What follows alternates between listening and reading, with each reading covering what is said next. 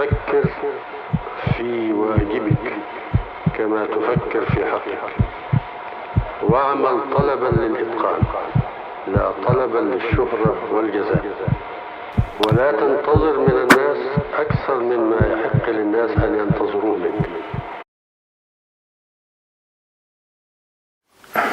السلام عليكم ورحمة الله وبركاته. محاضرة اليوم هي المحاضرة الخامسة في سلسلة محاضرات عن تاريخ الأدب الإنجليزي، وهي المحاضرة الثانية عن عصر الإحياء.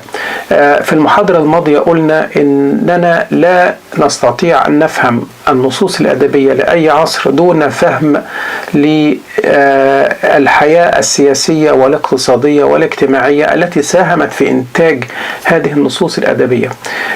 ولهذا فإن محاضرتنا النهاردة هتركز على الحياة السياسية لإنجلترا إبان عصر الإحياء، وكيف أن الإصلاح الديني لإنجلترا أو في إنجلترا تأثر بالإصلاح الديني الذي بدأ في ألمانيا، وبدأه مارتن لوثر بتاريخ 31 أكتوبر 1517. ده تاريخ هام جدا، لأن تمرد مارتن لوثر بدأ كحركة بهدفها إصلاح الكنيسة الكاثوليكية، ولكنها انتهت بأن أصبحت مذهبا منفصلا قائما بذاته، هو المذهب البروتستانت. البروتستانت معناها المتمردون.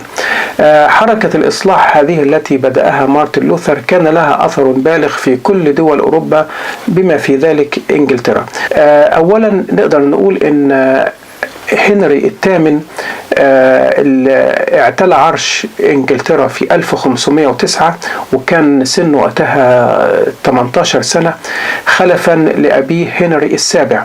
وهنري السابع هو أول حاكم من أسرة تيودور.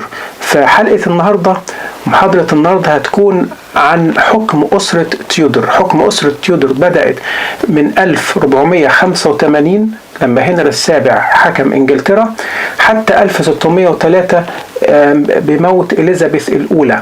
الملكة إنجلترا حاليا هي إليزابيث الثانية. إليزابيث الأولى بقى اللي ماتت في 1603، وهنتكلم عنها أيضا في حلقة النهاردة. المهم، بعد أن أصبح هنري الثامن ملكا على إنجلترا في 1509 كان عمره وقتها 18 سنة، وكان همه الأول أن ينجب وأن يكون له ولي عهد، فتزوج من كاثرين من أراغون، هي الإسبانية، فكانت هي الزيجة المناسبة. ولكن هذه الزيجة لم تسفر عن أي ولي عهد، وكان كل الأطفال بيموتوا، هي طفلة واحدة فقط اللي عاشت اسمها ماري. ولكن هنري كان يريد ولي عهد، فالأمور تعقدت، خاصة أن كان له عاشقات كثيرات، ولكن كان في واحدة منهم بالذات هي دي اللي أحبها، كان اسمها آن بولين. آن بولين كانت ابنة لأحد الفرسان. وكان الحل الوحيد بقى إنه يطلق كاثرين ويتزوج من آن، ولكن طبعا لأن الكاثوليكية كانت هي الديانة السائدة وقتها، فكان هذا من المستحيل. ولكن أحيانا كان الملوك البابا أقصد كان ممكن يطلق الملوك لو كانت الملكة لا تنجب، كما أن هنري كان يمكن أنه يبلغ البابا بأن كاثرين هي أرملة أخيه الأكبر، فممكن سهل جدا على البابا أنه يلغي هذا الزواج على اعتبار أنه زواج أقارب، وبالتالي فهو زواج لاغ وباطل من البداية. لكن كان في بقى مشكلة كبيرة، هي أن الإمبراطورية الرومانية المقدسة هولي رومان إمباير، الإمبراطور تشارلز الخامس كان يبقى ابن أخت الملكة كاثرين، وكان في الوقت ده كان هو محتجز البابا، كان البابا سجينا لديه. فطبعا البابا ما قدرش انه يلبي ويوافق على طلب هنري بإلغاء جوازه من كاثرين حتى لا يغضب ابن اختها تشارلز الخامس. فكانت النتيجة الطبيعية ان البابا رفض طلب هنري الخامس بتطليقه من كاثرين. وطبعا في ظل اي ظروف عادية المفروض ان الامر ينتهي هنا، لان البابا كان له سلطة مطلقة، وما يقوله أمر نافذ بدون أي نقاش. ولكن مع حركة الإصلاح الديني اللي بدأت في ألمانيا في 31 أكتوبر 1517 آن بولين اللي كان هنري الثامن يحبها ويريد الزواج منها هي نفسها اعتنقت البروتستانتية، وطبعا ده كان له أثر بالغ على هنري الثامن.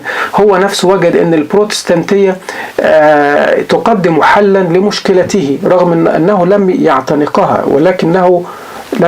ولكنه استغلها أو استفاد منها. فنصب نفسه على رأس كنيسة إنجلترا وأعلن انفصالها رسميا عن الكنيسة الكاثوليكية في روما، وده حدث في عام 1533. وهذه الحادثة التاريخية الهامة توضح لنا كيف أن الإصلاح الديني في إنجلترا تأثر بالإصلاح الديني في ألمانيا، وكيف أن الحياة السياسية نفسها تأثرت تأثرا كبيرا. عند زواج هنري الثامن كانت آن بالفعل حامل وأنجبت إليزابيث دي فيما بعد أصبحت إليزابيث الأولى. ملكة إنجلترا الحالية هي إليزابيث الثانية. دي بقى ابنة آن وابنة هنري الثامن كانت إليزابيث الأولى التي أصبحت فيما بعد ملكة، كان عصرها يسمى باسمها إليزابيثن ايج، عصر إليزابيث، وكان عصرا يعني ذهبيا. ولكن لأن هنري الثامن كان يخشى من انتقام تشارلز الخامس ابن أخت كاثرين، فقام بمصادرة أملاك أراضي وأموال كل الأديرة الدينية المسيحية، ووزع الأراضي على النبلاء كي يضمن ولاءهم له، واستخدم معظم الأموال دي في بناء أسطول، لأن الأسطول الإسباني وقتها كان أقوى أسطول بحري، وكان هو يعني يتوجس خيفة من أن أسبانيا ستعلن الحرب عليه. ندخل بقى في عصر إليزابيث ونتكلم عنه ده شوية. والبرلمان الإنجليزي حاول أنه يقنعها أنها تتزوج، لكنها لم تجد زوجا مناسبا. حتى الملك فيليب ملك إسبانيا اللي كان زوجا لأختها الغير شقيقة ماري الأولى لم يكن محبوبا في إنجلترا، لأنه كان هو وماري كانوا كاثوليك، وإنجلترا معظمها في ذلك الوقت كان بروتستانت. وإليزابيث إلى طول حياتها لم تتزوج إلى أن ماتت. دلوقتي ننتقل إلى اسكتلندا، نتكلم عن تاريخ اسكتلندا شوية، لأن وقتها كان بيحكمه الملك جيمس الخامس. بعد وفاته ما سابش غير ماري، بنت واحدة اسمها ماري، وماري دي بقى اللي هتبقى فيما بعد ملكة اسكتلندا، ملكة الاسكتلنديين، كوين اوف سكوتس. ولازم نفرق بينها وبين بلادي ماري اللي هي بنت كاثرين اوف أراغون. المهم دي هتكون لسه عندها أسبوع بعد وفاة أبيها، هيكون عندها أسبوع فقط، فهترسل إلى فرنسا، ستنشأ في فرنسا وتتعلم فرنسا، واللغة الفرنسية هتكون هي لغتها الأولى. وفرنسا وقتها كانت كاثوليكية واسكتلندا بروتستانت، يعني اسكتلندا بروتستانت، انجلترا بروتستانت، انما اسبانيا وفرنسا كاثوليك. فلا هتاخد اللغة الفرنسية وتبقى كاثوليكية وتتزوج من الابن الاكبر لملك فرنسا، ولكن بمجرد ما يعتال العرش سيموت، وتعود هي الى اسكتلندا ارملة شابة تتحدث الفرنسية لا الانجليزية، تدين بالكاثوليكية لا البروتستانتية. فكانت النتيجة الطبيعية أنها تعامل كغريبة في اسكتلندا بين أهلها وشعبها.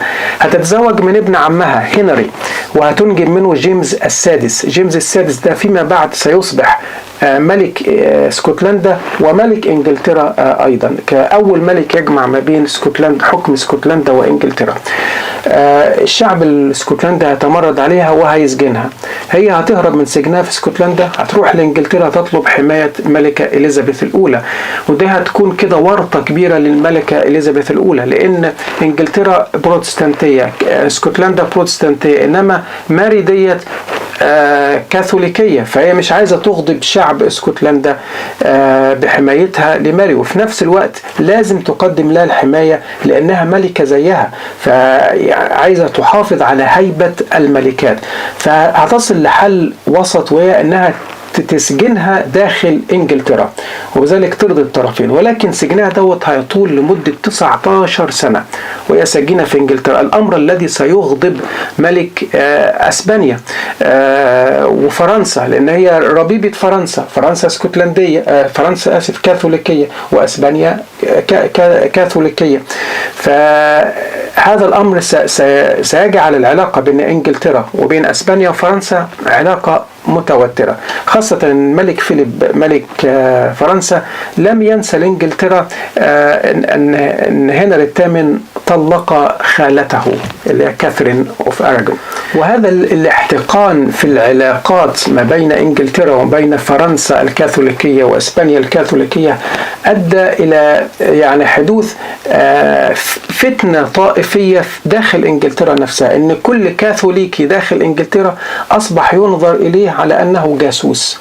وبالفعل ظهر أول جهاز مخابرات في إنجلترا في ذلك الوقت، وكان من بين أعضاء هذا الجهاز المخابرات شعراء معروفين زي كريستوفر مارلو والشاعر إدموند سبنسر وغيرهم. والأجواء المشحونة ديت ازدادت احتقانا بعد إعدام ماري ملكة اسكتلندا، اعدامها في 1587 لاتهامها بالتآمر على إليزابيث الأولى وتآمر لاغتيالها. يعني وجدوا بعض المراسلات بينها وبين الملك فيليب ملك إسبانيا للتخطيط لاغتيال الملكة، فتم إعدامها بقطع رقبتها في 1587. الملكة إليزابيث الأولى توفيت في عام 1603، وكانت هذه هي نهاية حكم أسرة تيودر اللي زي ما قلت امتد حكمها منذ اعتلاء الملك هنري السابع العرش في 1485 حتى وفاة الملكة إليزابيث الأولى 1603.